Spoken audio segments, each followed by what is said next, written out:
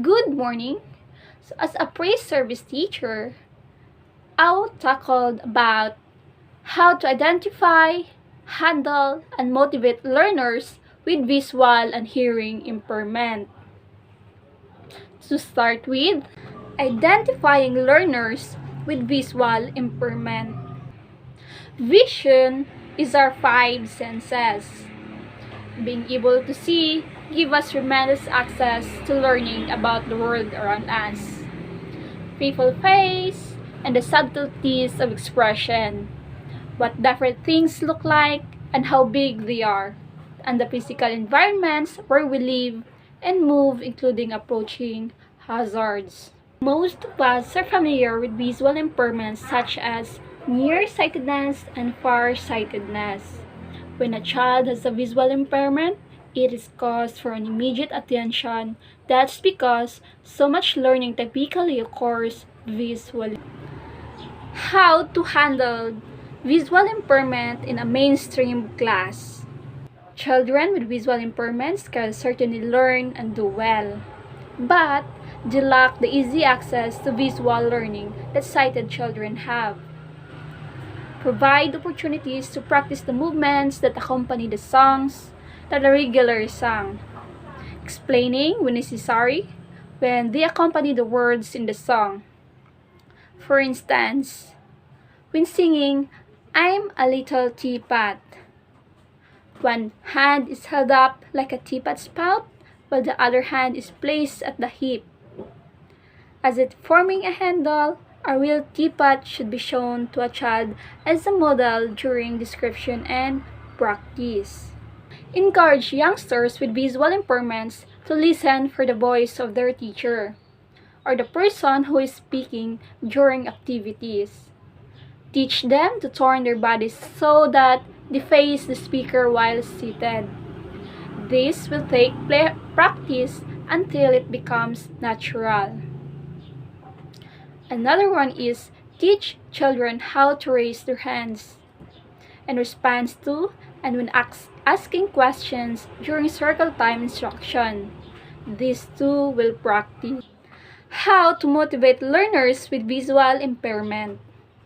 Encourage the child with visual impairment to participate during circle time activities by calling on him or her regularly, with the expectation that the child can participate fully. In the beginning, it will support the child if he or she will be asked to tell the same of the day. Prepare the child for what they expect. Students need a reason to look. Consider how the activity is meaningful to the student and consider if the student will be motivated to look. Encourage active participation to the extent possible. Encouraging the use of vision through daily activities will provide the student with a repeated practice in using the skill within the actual activity in which they will need to use the skill. Identifying learners with hearing impairment. Hearing impaired students may use hearing aids that fit inside or behind the ear. Cochlear implants are surgical implant devices that bypass the damaged inner ear and send signals directly to the auditory nerve. New technologies are making it possible for more hearing impaired students to attend school and participate in activities with their hearing peers. How to handle learners with hearing impairment in a mainstream class. First, find ways to communicate more effectively in the child. Second, reduce background noise as much as possible. Third, help the students engage with the rest of the class. And fourth is consider hearing assistance technology. How to motivate learners with hearing impairment.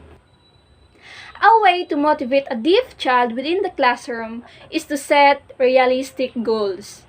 If both the expectation for the hearing impaired are either too low or too high, the child is likely to have feelings of frustration, disappointment, and failure.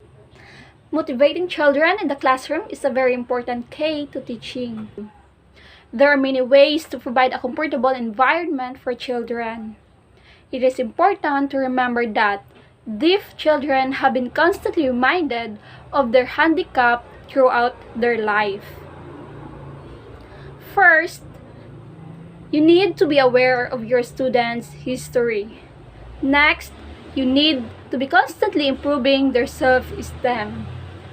The last point made is to treat all students equally by giving each one equal responsibility.